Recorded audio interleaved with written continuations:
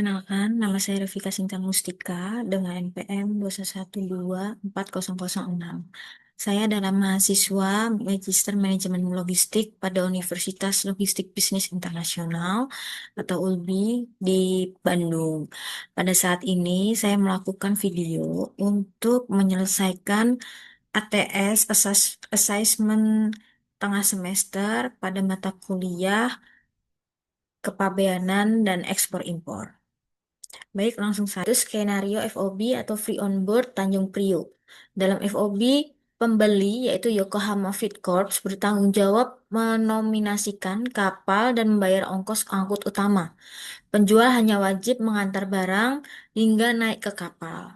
Lalu siapa yang menanggung risiko? Yaitu pembeli, yaitu Yokohama Feed Corps. Alasannya adalah yang pertama, meskipun secara umum risiko baru beralih saat barang on board, Incoterms memiliki aturan khusus jika pembeli gagal memberitahukan kapal yang sesuai atau kapal yang dinominasikan terlambat datang. Yang kedua, karena kapal terlambat 2 hari, barang tertahan di pelabuhan.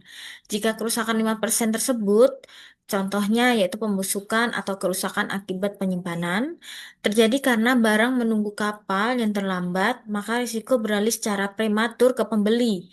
Asalkan barang tersebut sudah jelas disisihkan atau diidentified sebagai barang kontrak. Lalu yang ketiga, adanya keterlambatan ini adalah kesalahan dari pihak pengangkut yang ditunjuk pembeli.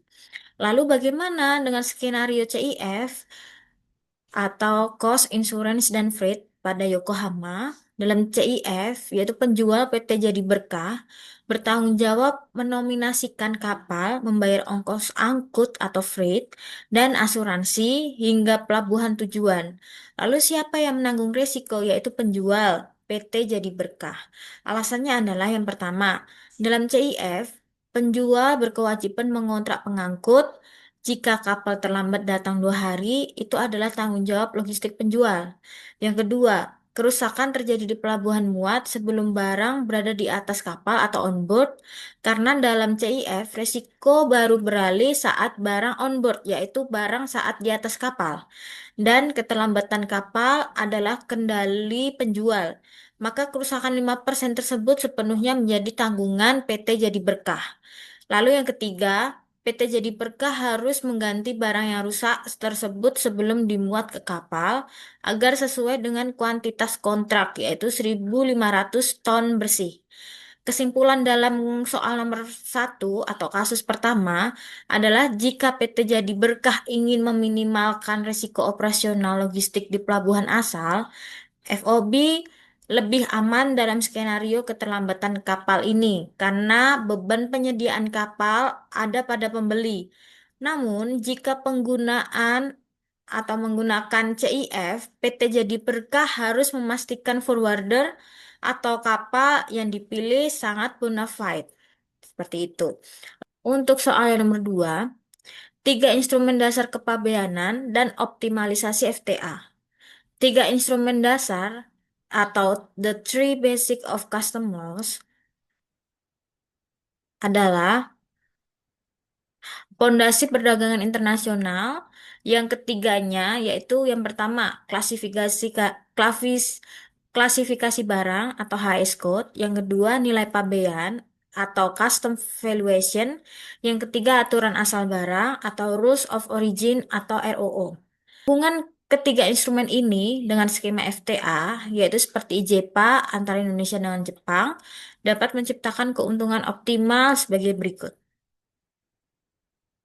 Nah, ini ada 3. Di mana HS code ini yang memiliki fungsi menentukan identitas barang atau kode angka untuk penetapan tarif. Di mana keuntungannya dalam skema FTA hanya berlaku jika HS code yang digunakan tepat sesuai kesepakatan FTA. Kesalahan HS code bisa membuat fasilitas FTA ditolak. Lalu yang kedua adalah custom valuation, di mana fungsi dasarnya menentukan dasar pengenaan pajak nilai CIF atau FOB, di mana peran dalam FTA dan keuntungannya bea masuk mungkin 0%, namun valuasi tetap penting untuk perhitungan pajak dalam rangka impor PPN atau PPH. Valuasi yang wajar mencegah audit yang berlarut-larut. Lalu yang ketiga adalah Rules of Origin atau ROO, di mana fungsi dasarnya menentukan kewarganegaraan negara atau made in Indonesia, di mana peran dalam FTA yaitu barang harus memenuhi kriteria asal, misalnya obtain atau untuk produk sawit.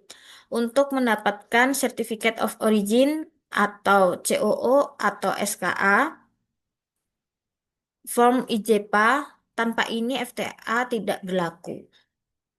Nah, bagaimana kondisi ini memberikan keuntungan yang optimal? Yang pertama bagi eksportir, yaitu PT Jadi Berkah, di mana daya saing harga atau pricing power dengan memahami rules of origin dan menerbitkan COO from IJPA, PT Jadi Berkah bisa menawarkan produk ke Jepang dengan bea masuk 0%.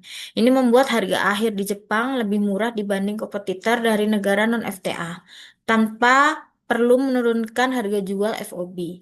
Kepastian bisnis, penentuan HS code yang akurat, mencegah barang tertahan di bea cukai Jepang atau Japan Customs, mempercepat cash flow. Lalu yang kedua adalah bagi importir, yaitu Yokohama Feed Corps.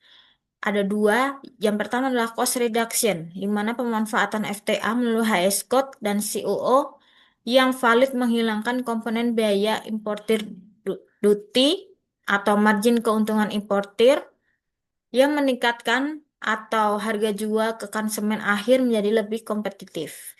Lalu yang kedua ada supply chain planning, di mana dengan valuation yang terjadi dan patuh aturan, importir terhindar dari denda administratif atau notul yang mengakibatkan under invoicing, sehingga dapat menjaga menjaga reputasi jalur hijau atau mitra utama. Lalu yang terakhir bagi negara yaitu Indonesia, peningkatan devisa dan ekspor, di mana produk Indonesia menjadi primadona di negara mitra FTA karena lebih murah secara landed cost. Lalu adanya pencegahan transshipment ilegal, di mana aturan rules of origin yang ketat memastikan bahwa hanya barang yang benar-benar diproduksi di Indonesia yang mendapat fasilitas, melindungi industri dalam negeri dari praktik sekedar ganti baju dengan istilah ganti baju di mana barang negara lain yang diklaim barang Indonesia. Nah, demikian yang bisa sampaikan pada soal ATS dengan mata kuliah kepabeanan dan ekspor impor. Terima kasih.